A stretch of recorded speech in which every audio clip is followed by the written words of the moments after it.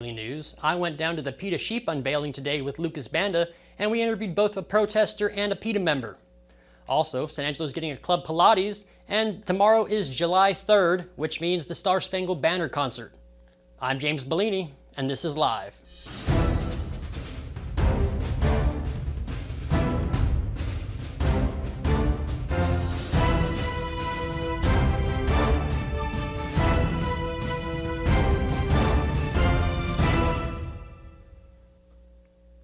We'll get to the news in a minute, but first, here's a word from Mammoth Roofing.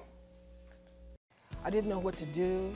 I had major hail damage, and I didn't know where to file a claim or call a roofer, and I found out about Mammoth. I chose Mammoth. They helped me through the process. They were priced right, and that's why I chose Mammoth.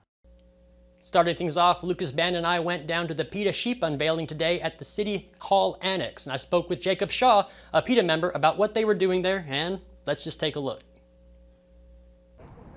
This is James Bouligny for San Angelo Live here with Jacob Shaw with PETA. First off, what are we doing out here today? So PETA's here to celebrate the installation of our End Sheeran statue, which reminds everyone that sheep are sensitive, intelligent animals who love their families and feel fear and pain when they're cut to ribbons for wool. Of the more than 100 statues that have been displayed throughout the city, not one of them tells how sheep in the wool industry are beaten with shears, mutilated, and end up slaughtered for their flesh.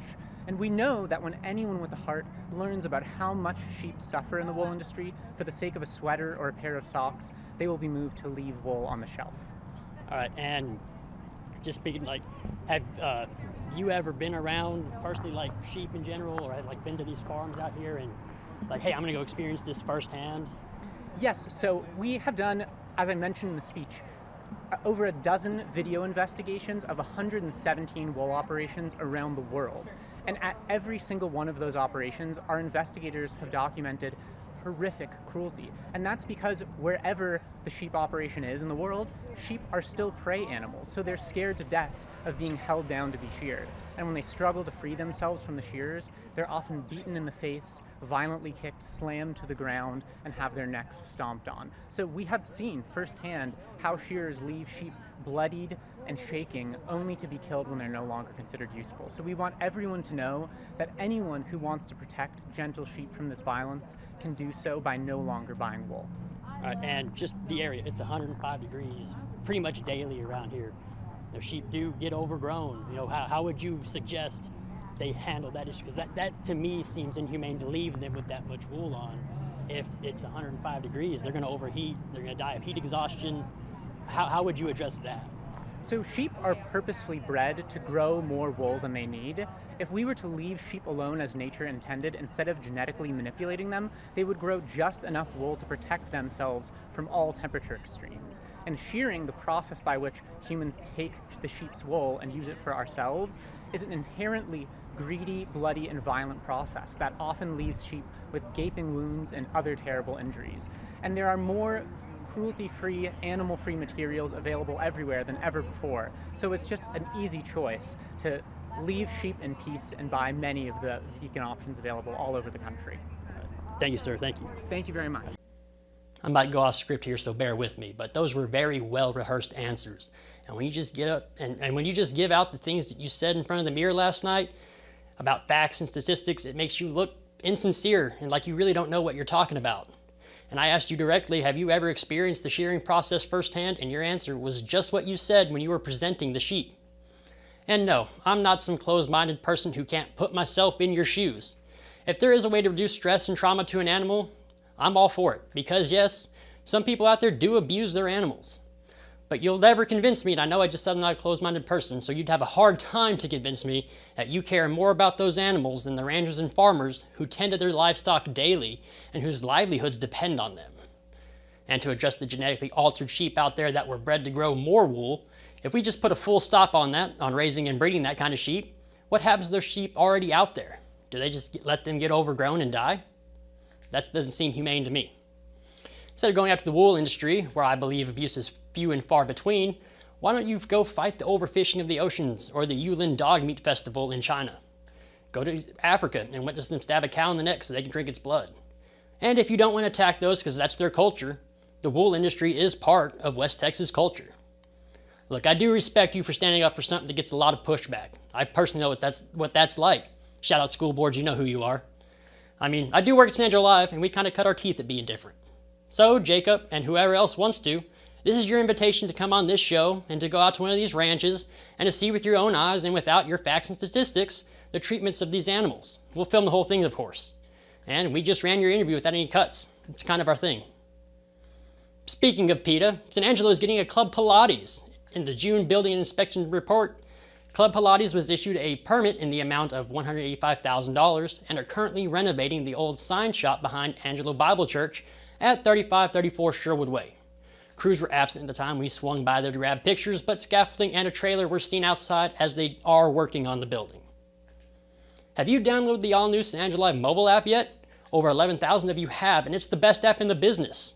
Download today on the Apple App Store or the Google Play Store. Best of all, it's free and keeps you up to date on all the news in San Angelo and the surrounding area. The Star Spangled Banner Concert is tomorrow at the Bill Ayler River Stage, starting at 6 p.m. and running until dark. Downtown San Angelo and San Angelo Live are bringing the biggest and longest fireworks show to San Angelo. We'll have our very own Joe Hyde to talk my ear off about it later. And the weather right now, there is a heat advisory in effect until 7 p.m. Tonight the high is expected to be 105, or excuse me, today the high is expected to be 105, and tonight the low reaches down to 76. Tomorrow another hot one at 104, so if you are coming out to Star Spangled Banner Concert, bring plenty of water, cooling towels, umbrellas, whatever you need so you don't pass out from the heat. And when the sun goes down, it'll be 77, so at least somewhat comfortable. On the 4th of July, the high will be right back up there at 104, and the low will be 77. And on Friday, things are supposed to change with storms rolling in. It brings a 20% chance of rain, and into Friday night and into Saturday, a 40% chance of rain. When we come back, Ryan Chubb, we have sports, and then I talk with Joe Hyde about the Star Spangled Banner Concert. And also stay tuned after sports for another search for Silver Clue. But first, a word from the Bass Bunch.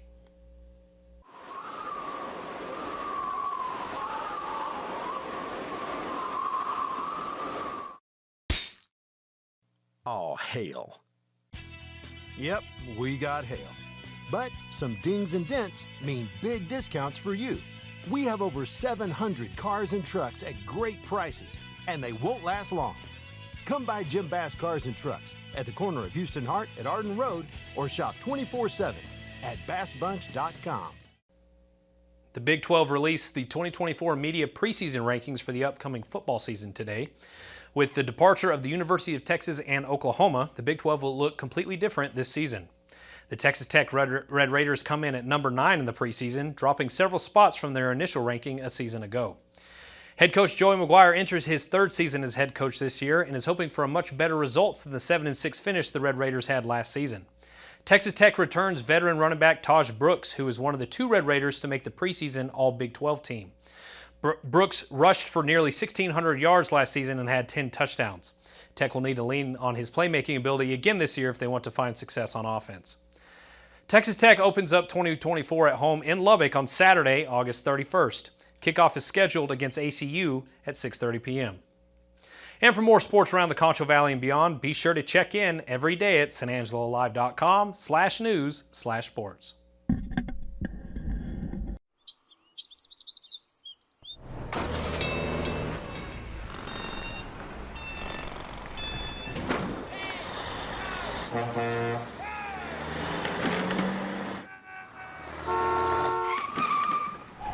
It's hard to believe how reckless some people can be and how hard they fight against real victims. You need a partner who consistently beats the giants and who will never, ever flinch. Here is your search for silver riddle of the day. Remember though, if you do find it, call me right away so I don't keep making clues for that spot. In a car, you can go over me but not underneath me. What am I? In a car, you can go over me but not underneath me. What am I? All this week's riddles are brought to you by Texas Angels Boutique, located at 221 South Chadbourn Street in downtown San Angelo. They're having a big 4th of July sale, so head on over there to Texas Angels Boutique, do a little shopping, and you can pick up an exclusive riddle only at the boutique. Remember to keep your eye on San Angelo Live and watch the Live Daily News Show every day for hints on where to find the silver coin container.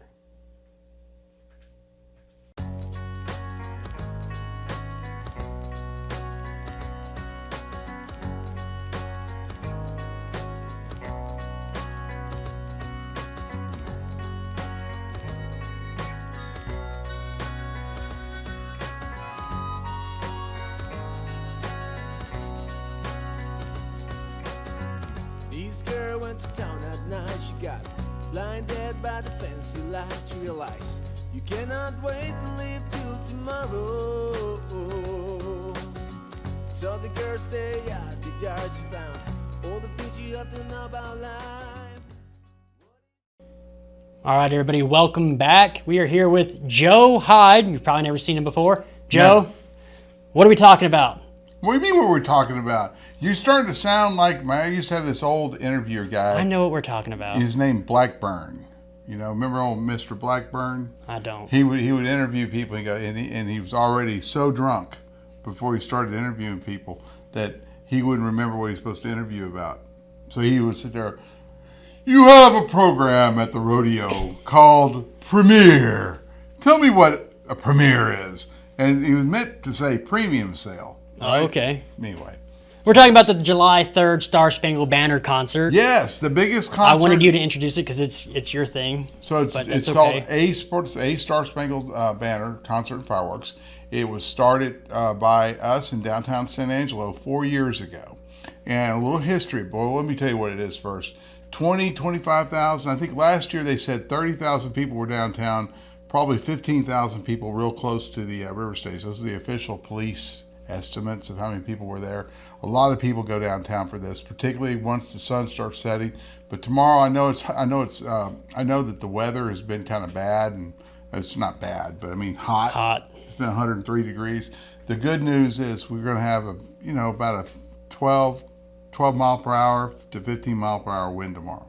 So it might be a little hot, but we're going to have a wind to chew us, to take us down. So take the temperature down. So wear comfortable clothes. What it feels like down. Wear comfortable clothes. Yeah, wear shorts. Bring water. Will we have water? We have water. We have water. Of course we have water. Yeah. We also, the VIPs have swamp coolers by Equipment Share. All right. Equipment Share is sponsoring us. They brought a whole bunch of swamp coolers, and so we got to figure out. I have Matt Whitty down there at the river stage right now, trying to figure out how to put water in them.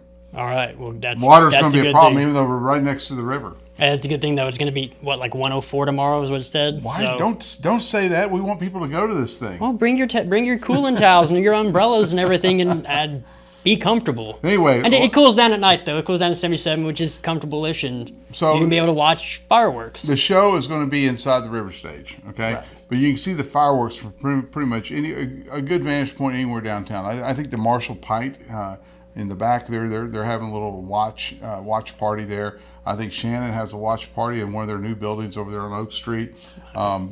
But to be close to it, to hear it, to see the music, to see the San Angelo Community Band playing the 1812 Overture while the fireworks are going off, you got to be in the river stage. And the river stage is going to open at 12 noon tomorrow, so you can go grab basically plot your little spot there, just like the traditional way we always did. They called it the Pops Concert. And it's not the Pops Concert anymore. It's called A Star Spangled Banner Concert and Fireworks. And anyway, a little history about it, since you didn't ask. Man, Such a terrible interviewer. You're not even a good interviewer. My goodness. Should we just get Bouligny up here and I'll just talk? No, let's just talk about it. All right. So the history. Tell me the history of the A Star Spangled Banner Concert, Joe. Back 40 years ago, there was a man named Sonny Clear. And a lot of people know Sonny Clear. He's passed away now. But the voice of the Bobcats. He was the voice of the Bobcats. And we actually did a feature video on Sonny Clear several years ago, on the year he retired. But Sonny Clear at the time was the president of the San Angelo Museum, and he was the president of the San Angelo Symphony, both of those at the same time. And he said, we're going to put on a fireworks show at the river stage. And he got the symphony to play the music. They hired the people to do the pyrotechnics. And of course, the museum and the symphony shared in the it was a fundraiser. And it went on for years and years. In fact, after the July 3rd, they called it the Pops Concert. After the July 3rd Pops Concert, it was tradition to go over to Sonny Clear's house for free ice cream. And he would, here's Sonny Clear, this stately man of stature in San Angelo, and he's scooping ice cream for you. That's cool. He loved the peach ice cream. Do we have ice cream this year? So, I'm gonna be honest, I haven't been paying attention in the meetings. I've been paying attention. Part of the tradition that we've continued, but we've made it bigger, is we have what's called the Sonny Clear Ice Cream Party. Both the museum participates in it, and all the VIPs that purchase tables or cabanas on the floor of the river stage. And this year we have cabanas that go behind the river stage, right along the river, which is really cool. That grass area back there. Yeah, those are the ones that are going to be able to see the fireworks firing off from Celebration Bridge all the way up to the sky. I mean, that's the best position to see them anywhere. But free ice cream. Free ice cream. And we actually hire this ice cream company that makes it on site. Oh, that's cool. It's got the N7 Nitro ice cream truck thing, and it's parked over there by the museum. But and we'll be shuttling cups of ice cream from this thing, and it spreads pretty good through the crowd. It's really cool. This year we have three major beer sponsors. We have Twisted Tea, Modelo, and Coors. And so the VIPs will get free drink tickets there on the VIP and in the cabana area. So the concert starts at 6 p.m. That's it. So you claim your spot from noon on, and the concert's at 6 p.m. VIP parking is right there behind. Of course, if you're at the museum, you can park at the museum parking lot. They got some kind of VIP thing figured out there. Okay. Where do we park? But our VIP parking is on the south side of Avenue A, all the way down through the farmers market, all throughout. Avenue A. I believe Avenue A will be VIP parking. There's a parking lot right across the street to the south of the museum. Yeah, next to the stables, right? Kind of right next to stables. Yeah. Across Henry O. Flipper from. No, not there. Oh, not there. No, that's Fort Or are you talking about? No, we're talking like going right down Concha or right down Oaks. All the VIP parking is on Oaks. If you come up south, just come up from Avenue N or whatever onto Oaks and come north. The first VIP parking space you'll see is Farmers Market. All that whole area is going to be VIP parking, and then there's other additional VIP parking on lots that are inside the Oriental Village over there by the train station, by the train depot.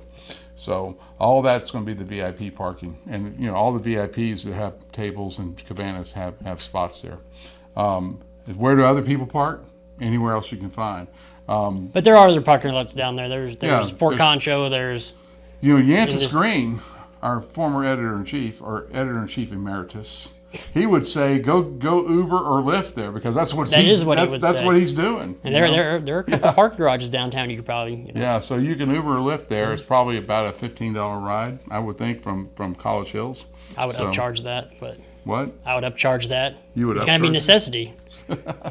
Anyway, so all that, and then we'll have vending places inside the river stage. No ice chest. It's not my fault. It's y'all can blame someone else for that. It's the rules. It's what they call the. I thought you were looking at me to blame me for it. I was like, I haven't been paying attention. Why are you blaming me? It's City Council. It goes back to 2005, 2006. But you can't BYOB to the river stage for whatever reason. So Neff's Park will be open. So that's across from there. That area will be open. Although we have situated over there several cannons from Fort Concho that are going to be part of the show. So the music starts at 6, and then the first act is going to be Kevin Collins and Rita Cappuccino. They're going to kind of I think they're doing kind of like an acoustic song swap, or they're singing together. It's going to be pretty entertaining because both of them are entertaining people. And then after that, we're going to have our first set of a band called Take Two. If you've been reading San Angelo Live, you know that there's a band out here that's kind of famous, local band called Take Two that kind of brought all the best musicians from Clearwater and other bands throughout history. Our own district judge, Jay Weatherby, is a member of that. So Take Two will do a short set, followed by the San Angelo Community Band. They'll be taking the stage about 8:30, 8:35, and then they're going to play a full 1 hour set. And during their set, and then I also told them they got to continue to play afterwards. I said, come on, find me some Sousa marches, or listen to an Aggie band tape and figure out, play some Patton, But the fireworks, we have them planned to start 32 minutes after sunset. When is sunset tomorrow? 8:50. 8:50. That's sunset. So at 9:22. 9:22 is when the first rocket fires. All right. And this year's fireworks show is the biggest ever, the most amount of money spent, the longest. It's going to cost, toward the end of this thing, it's going to be costing, I was doing some calculation, it's costing us like $4,500 a minute. Wow. That's how big this thing is. So, and it's a different type of fireworks show than you would get from the lake. So if you go to the lake, it's all like, high sky, way up in the sky, Right. boomers and stuff. You can't do that over buildings and stuff. So we have our fall area is very small. They're right around the river. So most of the stuff is going to be, short range, but it's going to be a lot of volume. A lot of volume. You will not, if you saw last year's, which I thought was pretty good, this was going to be even better. Last year's was the biggest at that time, right? Yeah, Now last year's was we've the upped biggest ever. it. Yeah, the history behind this is when what happened was the symphony dropped out in 2020. Well, they canceled it because of COVID, right? Because here's a true story. We're trying to bring Parker McCollum in, not for this show, but a Parker McCollum thing on July 24th or something. This is in 2020. And the city came out and they said, hey, if you're going to do this, you got to have a social distancing plan. I said, what's a social distance? What do you mean? Well, you got to figure out how to keep people 6 feet apart. I say, okay, you're going to have a Parker McCollum concert with everyone drinking, and you got to keep people 6 feet apart. So I actually thought about it for a minute. We got to get string and kind of like string up a big checkerboard down the hill from the river stage, and everyone gets their own square. I mean, it just didn't make any sense. What was that based on? The science we didn't have at the Some time? kind of science, right? Science. Fauci. It was based on Fauci. And Dr. Veredis, he was the one. He was our local health authority. So luckily, even though we signed the contract for this thing in January 2020, I had put in a COVID thing because I'm in the news business, right? And I heard we had COVID coming or something like that. I didn't know what it was, but so we put a little thing, if this happens, if there's any kind of shutdowns, then we can get out of the contract. So we got out of the contract. Luckily, Parker McCollum honored that same price the next, when we got out of COVID, I think it was 2021, when he came back. The Wild West Fest. The Wild West Fest, and that was one of the biggest concerts we've had down there, as far as Texas country concerts. But anyway, so COVID shut everything down in 2020. I couldn't even do a Parker McCollum show. Certainly the symphony couldn't do it. And then the next year, and then the rodeo went ahead and went, that's when the rodeo moved to April, right? They're normally in February. They moved it to April, and they let them do it. So that we didn't miss a beat with the rodeo. And of course, the rodeo now is all the time in April because of this, right? And so things are starting to look up, and we come into the summer of 2021. And I think it was right after the rodeo happened, and everyone's saying, we're not going to have a fireworks thing. And that's when Brenda Gunter, who's the mayor, and she was always front and center for all those COVID briefings. Remember, you'd have the county judge there and the mayor there, and they'd all be going, wash your hands, stay away from each other, don't breathe on me, that kind of stuff. Right. And so the mayor was feeling a little bit down because she'd gotten hammered pretty hard for all the stuff. I mean, it was stuff that was getting passed down from the state. Yeah, no, I mean, it was. It wasn't her fault. So, but she just felt a little hammered on this stuff. And she came to me, she goes, if we don't have the Pops concert, they're going to blame me for it. And she goes, also, here's more importantly, she said, if we don't have the Pops concert, it's going to affect the attitudes of the town, of the citizens. They're going to say, you don't care about us. We're just getting rid of the most patriotic thing we do every year, our biggest tradition. And she said, what would it take for you to get it going? I said, a lot of money. She turned to Joe Hyde. Well, I mean, she and San Angelo Live. She didn't necessarily turn to me, but she said, do you think you can come up with a plan? So I got with Del Velasquez, and he's with Downtown San Angelo. Because a lot of, I report the news, so it's hard for me to go, directly fundraise from really rich people because I might have written about their daughter having a DWI or something, right? Right. Or I did, and you did. You probably destroyed my reputation. I write the crime up here, so yes. But so we got with Dell, and we just started working, getting, and Tracy King, who works for us, we worked it hard, and we raised enough money to put on it was a rinky-dink fireworks display, but we got a fireworks display. Back then, remember Ken Landon? Yes. He was kind of the guy in charge of the Lily Gardens. Garden. He also traditionally was the guy who did all the fireworks. So what a niche, fireworks and lily pads. And so Ken had bought a whole bunch of fireworks for 2020 before they canceled them. Right. So he's sitting on this inventory, and he said, hey, I got probably, if I were to charge you full retail, $15,000 worth of fireworks, why don't we, I'll charge you half and we can fire them all off. So that's what we did. Ken Landon saved us. I mean, he gave us a good discount. just to get rid of those cakes, because I guess they expire after a while. Right. And so we had it was a fireworks display, and we had the Air Force Band of the West, which was phenomenal. The Air Force Band of the West was just awesome. The next year, we had a little bit more planning time. We increased the size of the fireworks pretty significantly. And then the other thing that has to happen for this to work is there has to be coordination and what I call cross-pollination between the museum and the guys putting on the fireworks. The fireworks cost a lot of money. And so if the museum's up there making all their money and they're not donating anything down to help the fireworks go along, it makes it really tough. And that's why it worked so well back when, Sonny Clear ran it 40 years ago, because he was in charge of both. He could kind of control that cross-pollination. So we've been very mindful to keep the museum folks happy. All the donors from the museum have been very supportive of us. And in fact, if we didn't have the museum, it would have been harder to raise all that money. Right. So a lot of the people in charge of the museum, the people on the board, have helped us out immensely. People just came together and just said, hey, you guys actually executed a plan, actually did it right, and so let's make it bigger.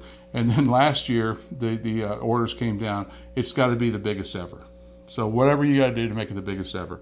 And so we worked double time, and we got a lot more sponsors. We brought in a new program last year for first responders, because one of the issues that I see in this town is we cannot honor our firemen, our policemen, our veterans enough. Okay? Right. I mean, that's part of the DNA of San Angelo.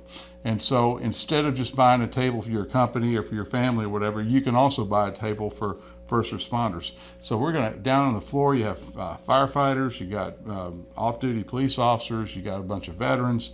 That's what's making up our VIP section. It's not just a bunch of rich people down there. It's real guys who have either retired from, or they are now doing things to protect you and I. Right. And so it's a big time honor to our veterans to have that floor area, and that's what it's all about. And the other thing we did, we went to Sklarnik's, which is one of our advertisers, been with us forever. And Paul Sklarnik said, fantastic beef jerky, by the way. Not only that, but their bacon and their ham and their steaks. Everything is good out there. I mean, it's good. So it's in Miles, Texas. In Miles, main Texas. drag there. So you can't just have hot dogs and hamburgers or whatever from Sam's, right? There's nothing special about that. Right. So I went to Paul and I said, what can we do to make this like a real 4th of July picnic, a real thing that's, tastes good, that kind of stuff. Right. So we got Carlo Campanelli with San Angelo Host and his daughter, Natasha, and we got them to agree to do this. And we, instead of buying the meat from Cisco or wherever, the standard place, right, Sklarnik supplies all the meat. So it's real, smoked hot dogs. I mean, it's good stuff. And the meat is, fresh. In fact, I just got through. The reason why we're so late getting the show out, because I was in Miles picking up the meat. I was about to bring that up. So it hasn't been through all this processing. No. It's. In fact, the meat has not even been frozen. There you go, everybody. I mean, the patties have not been frozen, so yeah, it's going to be so good. And then, of course, drink tickets, and we'll have you'll be able to choose between Twisted Tea, any Coors product that we have out there, and Modelo products. So those are our sponsors. New this year is behind the stage. Everyone says, "Hey, what can we do behind the stage?" And I've done a lot of concerts at the River Stage, and I always hate having people behind there. But I said, well, if we can figure out a way, because the fireworks are the main part, right? Right. If we can figure out a way to get people up and close and personal with the fireworks, that might be worth something. So we built a line of cabanas back there. And it is one thing I've noticed, that nobody's really behind the stage on that side of the river behind the stage. No. we we try to keep it sterile. We try to keep it, but now we're going to have... Yeah, so it's you called them chalets at one point. I was going to call them chalets, but someone came, now you need to call them cabanas because it's more Caribbean. Okay, or Caribbean, however you want to say it. But they're right there on the water, 10 by 10s, and I don't know how many we sold. Matt Whitty sold a lot of them. So let's go, Matt. Yeah, let's go, Matt Whitty. But that's new this year, is the cabanas, and so you'll see red, white, and blue. Actually, they're red, then light blue, gray blue, and blue, and then red again. All right. It's beautiful. These cabanas are beautiful. I hope they are. All right. I mean, I haven't been down there yet. Got them from China. So. Just kidding. But Anyway, the fireworks goes off, and the fireworks are going to take 22 minutes, is what I've been told. 22 minutes worth of fireworks. So we're starting at 9:22 and we're ending at 9:44. Yep. Then we're going to take a 5-minute break. Take Two is going to get back up there, and then we're having what's called the after party. And the after party is, basically a party on the floor of the river stage. And y'all can, people come down there and dance. And, every year we've had a different band. Like last year we had Tammy Merwin's West Texas Funk. Before that we had probably my favorite over the years. We had a Chicago tribute band. Chicago. I remember we did a show afterwards about what band should we bring next year. So maybe we'll do that again this year. So every year we try to bring in local artists. We want to highlight the local artists, highlight the local arts because the museum's part of it. It's part of the arts. And downtown San Angelo's part of it. There's a lot of Yeah, and I keep saying the museum. Del Velasquez and Monica Ramos. Downtown San Angelo is also a part of the arts because they're the ones that are trying to get people to paint murals, and they want, and of course, if you're, if you've been downtown, you've seen all the statues around and all the murals that have been painted. And also, we're a designated music-friendly city by the state, so we want to support our local guys in the bands. Next year, I want to bring in Whiskey Myers. Let's do it. You want to do it? I'm down. Might have to charge more for tickets though. You know how much Whiskey Myers is? I heard they're north of $500,000. Just to get them to perform. And that's a lot of money because back in the day, you could get like Randy Rogers' band. This is for America, Joe. Yeah, I know. But back in the day, 15 years ago, you get Randy Rogers' band for $20,000, Right. And now, the top bands, Co Wetzel, Whiskey Myers, Turnpike Troubadour, they're like in the stratosphere. I mean, you're approaching $1 million just to get them to come there. So that's why your tickets are $300. Like Taylor Swift tickets in the nosebleeds. Way up so far high up there, you can't even see the stage, and you have to watch the TV, or like $300 or $400, right? That's why, because these artists are having to charge so much money, primarily because of Spotify. It doesn't pay them enough royalties. But anyway, I'm editorializing now. Sorry, Spotify. Okay, so opens at 12. 12. Get down there, get your spot. The band starts playing at 6. Mm-hmm. So, and then nonstop music from 6 until 11 o'clock. Right. And then 11:30 things will start tearing down. But the big thing is know that the fireworks. I mean, that's a hard number, 922. So you can let's just say you came down there and you want to like sit on the Chadbourne Street Bridge and watch it with your kids. You know that the fireworks are going to go off at 9:22. You're not going to sit there and wait around. That's what we learned the first year because we kept waiting. Del Velasquez is in charge of the music, and he's a very good musician. But he was waiting for the exact measure in the 1812 overture where you fire the cannon, and the cannon fire then sets off all the fireworks, right? And that's still how we do it. Right. But I might have to, start at a measure earlier just to make sure I hit that 922. So when that first one goes off and explodes. Yeah. So you'll hear the Fort Concho cannons going off at 922, and then that's when you start seeing stuff in the sky. And it's still going to be a little light. You'll still see, the sun's going to be like way, it's probably way below down the horizon. But by the time it's over, it will be dark. By the time it's over, it'll be dark, yeah. And we would start it later, but everyone complains about their kids.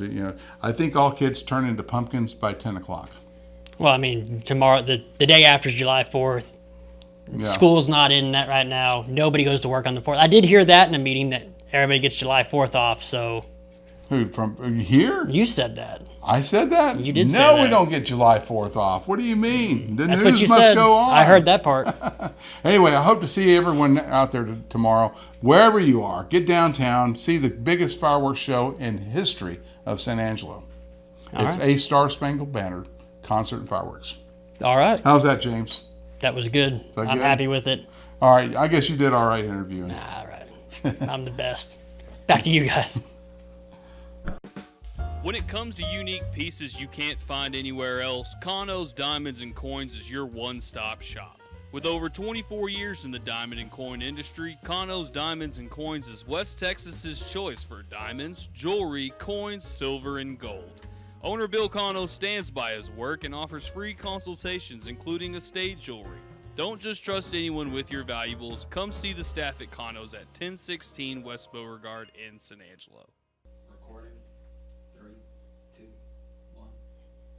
Tomorrow, we will not be having a live daily news show as we'll all be out at the Star Spangled Banner Concert. If you're looking for silver and see me there, I might have a clue on me. I don't know. Thanks for watching the Live Daily News Show, the only locally owned live news show in the Concho Valley. Go like us on Facebook, X, formerly known as Twitter, and other social media platforms, and go download that San Angelo Live mobile app to stay up to date on all the news from in and around the Concho Valley. And don't just have a great night,